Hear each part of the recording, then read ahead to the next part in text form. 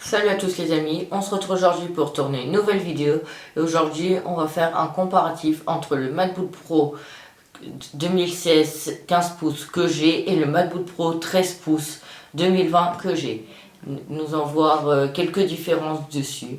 Pour commencer, nous allons faire un test en exportation sur un fichier iMovie, donc en 4K et ProRes, je vais chronométrer.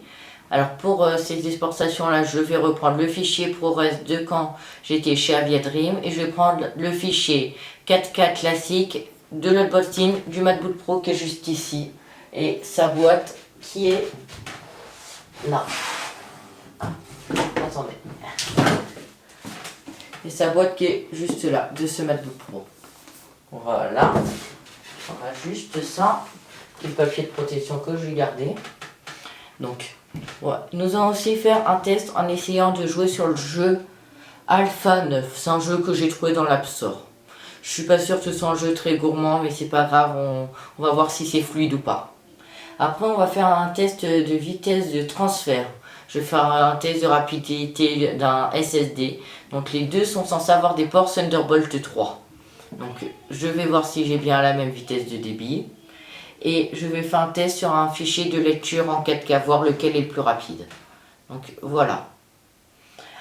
Pour petit rappel avant de commencer, le MacBook Pro 16 pouces a une configuration de un i7 quadricœur à 2,7 GHz de je ne sais pas combien de génération, mais c'est pas un dixième, c'est sûr certain. 16 Go de RAM à 2133 MHz en LPDDR3, une Radeon Pro 455 2 Go en carte graphique et un Intel HD Graphics 530 1136. Voilà, et un SSD de 512 Go.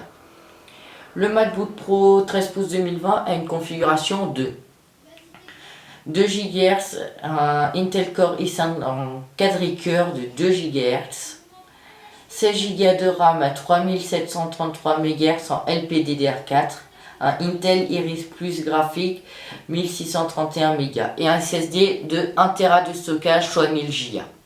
Donc voilà les quelques informations que je voulais vous donner avant de commencer et nous allons tout de suite commencer comme d'habitude par le générique.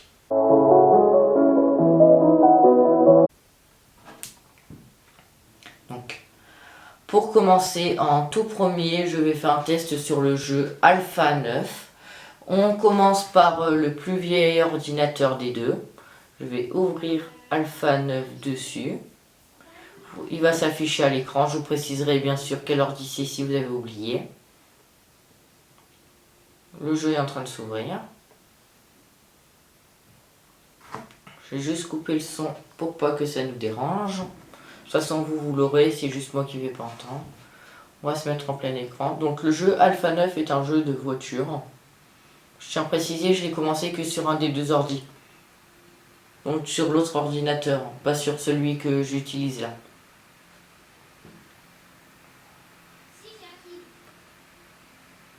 Il charge. Il demande mon âge et si je suis un homme ou une femme. On s'en fiche. Voilà. Voilà.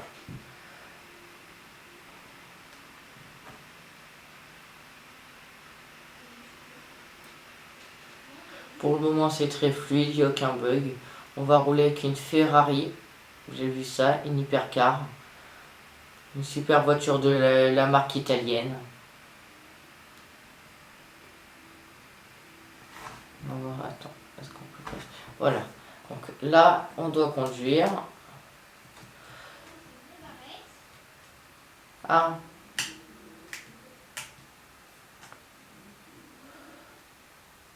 Oh punaise, je suis pas très bon là. Ah oui, parce que le S est le speed. Oui, espace pour boost de vitesse. Ça je sais, merci. Là c'est l'accélérateur. On peut se faire quelques dérapages. Je remarque aucune que ça ne lague pas.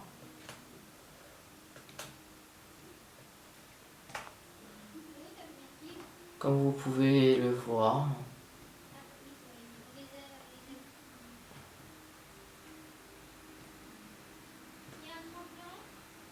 Là, on va prendre le truc sur le côté.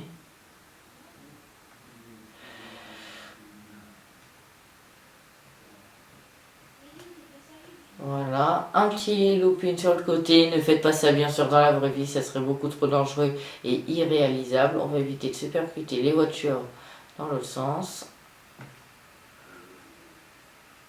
Les plots, c'est pas très important. Oh, je l'ai loupé, le deuxième c'est pas grave. Et on voit l'arrivée en face de nous. Donc voilà. Pour le premier ordinateur, on peut remarquer que le jeu est très fluide. Nous allons tout de suite passer au deuxième ordinateur.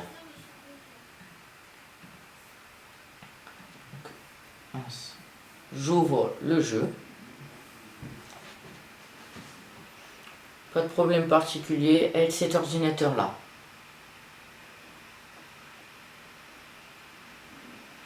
Pour continuer, nous essayerons de lire un fichier 4K sur l'ordinateur.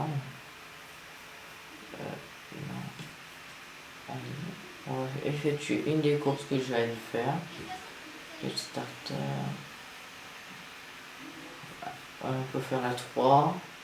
Je vais pas beaucoup avancer dans le jeu, je tiens à vous dire. Donc là, on sélectionne cette voiture, c'est très bien. Et on fait jouer. On va voir comment je m'en sors.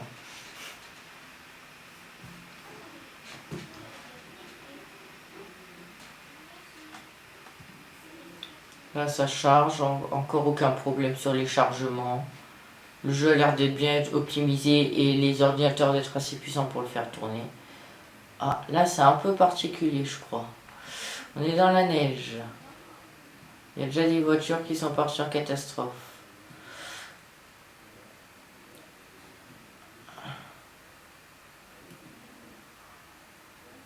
Je tourne. Ne faites pas.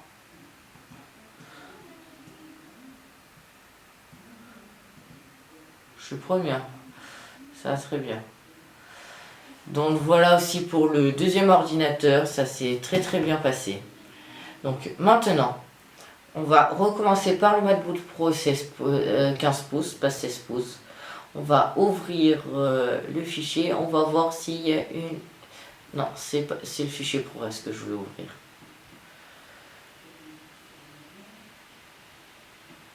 Voilà. J'ouvre le fichier. Comme vous pouvez le voir, pour le moment c'est bon. Mais c'est qu'un fichier AG, c'est pas un fichier 4K. Là. Le fichier s'ouvre très rapidement. Si je joue au milieu, ça marche. Donc voilà. Je vous remettrai dans la description si vous voulez checker l'entreprise Aviadream les liens pour la contacter. Donc et voilà, encore aucun problème. Tout ça est bien sûr très fluide. Donc essai numéro 1 et essai numéro 2 concluant sur les deux ordinateurs. Pas sur... Non, j'ai pas encore essayé sur le deuxième, excusez-moi. L'essai numéro 1 était concluant sur les deux ordinateurs. Nous allons voir pour l'essai numéro 2. Pour le moment, ça marche.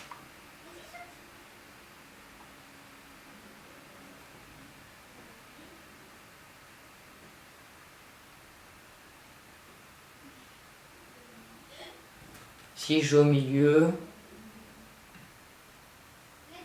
c'est fluide.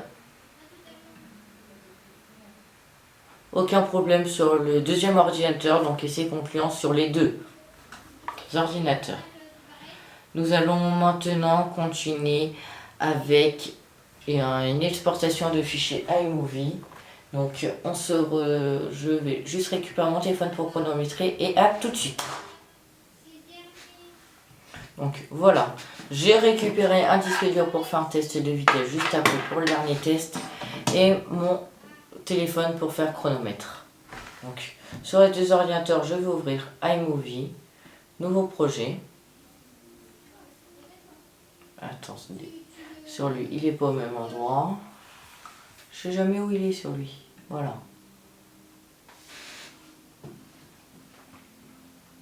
Là, on a remarqué qu'iMovie était un peu plus long à s'ouvrir. Donc, pour le moment c'est pas embêtant s'il y a Imovie.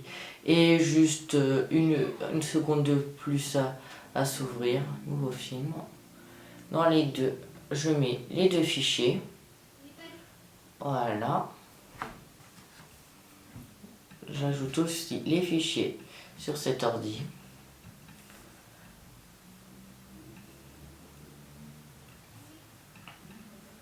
Donc, je mets les deux vidéos en bas, donc chacune. On ne fait pas de montage particulier avec les deux, c'est pas très important. Voilà. Si j'essaye de lire, il y arrive tout de suite. Si j'essaye de lire, il y arrive tout de suite. Voilà. Si je fais fichier exportation, ah, je peux pas exporter en 4K. Bon, c'est pas grave.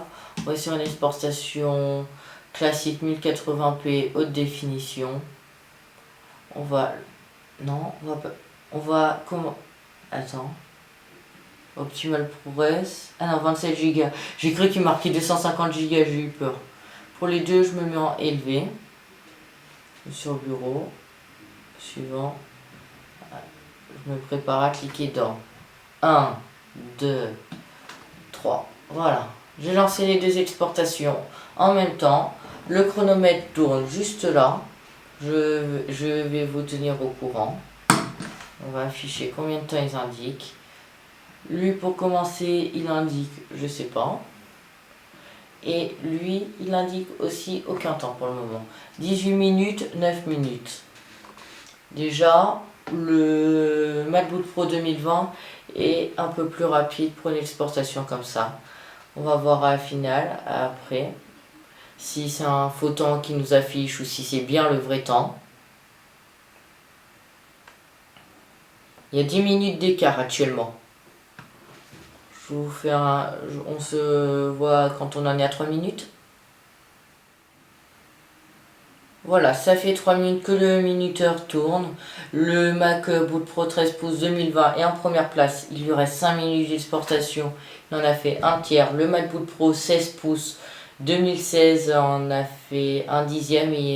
Non, pas un dixième, un huitième, je veux dire. Un peu plus d'un huitième. Il lui reste 15 minutes. Donc voilà que même sans i7 avec autant de gigas de RAM avec une mémoire plus puissante, mais sans carte graphique, un Mac plus récent peut battre un Mac plus vieux. On va attendre jusqu'à la fin, mais j'y crois pas que cet ordinateur la gagne. Ça va être lui qui va gagner. J'en suis sûr et certain. Je suis même prêt à parier. Ça va faire 11 minutes que le chronomètre il tourne. Le MacBook Pro 2020 stationne à 6 minutes depuis qu'il en a fait 50%, mais là il est presque à un quart. Sinon le MacBook Pro 16 pouces, et il lui reste 7 minutes et il en a fait un peu plus de la moitié, entre un quart et la moitié. Donc voilà. Les ordis en sont à peu près au même endroit là, donc lui était bien parti au début, il était en tête, il est 10 minutes de plus au début, mais il rattrape bien. Ça vaut bien les i7. Même si c'est pas un dixième génération avec du 8 cœurs. On va voir ce que ça donne à la fin. Ça fait 15 minutes, les deux ordi en sont exactement au même endroit. 4 minutes sur un, 4 minutes sur l'autre. Sur le MacBook Pro 16 pouces, on entend bien les ventilateurs. Sur l'autre, il est un peu chaud et on n'entend pas les ventilateurs. Donc voilà. On va voir où ça va en conclure. Je vous retrouve maintenant à la fin de l'exportation. Voilà, ça fait 18 minutes que ça tourne. Le MacBook Pro 15 pouces est repassé en première position. C'est à peu près fini dans 1 minute. Et le MacBook Pro 13 pouces, il reste 3 minutes. Lui est plus avancé. Je m'y attendais pas à un record, mais je vois que mon bon vieux MacBook Pro pas 16 pouces, 15 pouces est quand même plus puissant grâce à son i7. Je sais pas combien de génération à 2,7 GHz. Lui il a un i5 à 2 GHz. Les deux ont des processeurs 4 corps. Les deux ont 16 Go de RAM.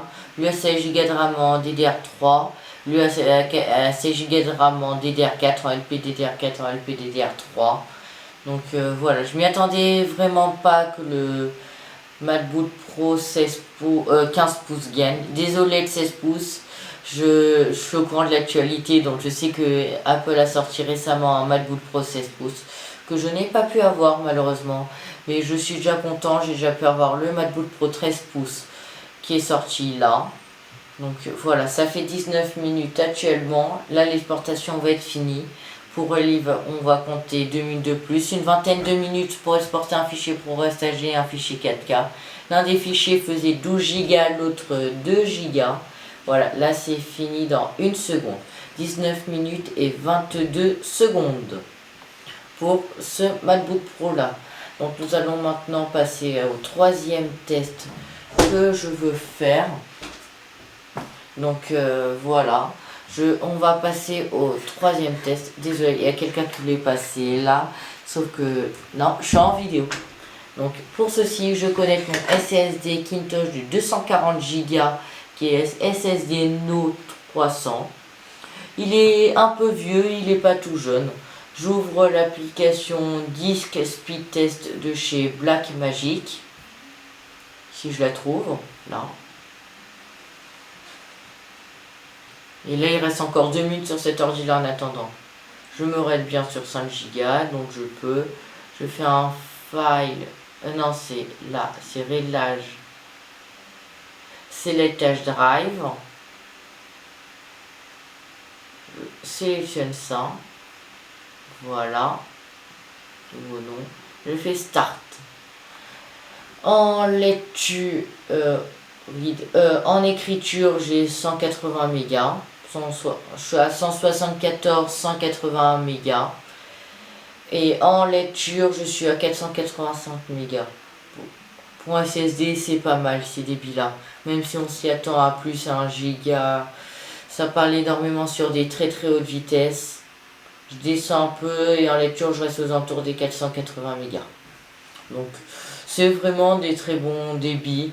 Généralement, pour de la lecture, tu peux lire des fichiers, tu peux lire plusieurs fichiers 4K sans problème. Et pour l'écriture, t'écris en moyenne à 200 mégas secondes, ce que je trouve qui est super. Bon, en attendant, le MacBook Pro 13 pouces n'a toujours pas fini, il lui reste toujours 1 minute. On va attendre du coup, là, donc voilà.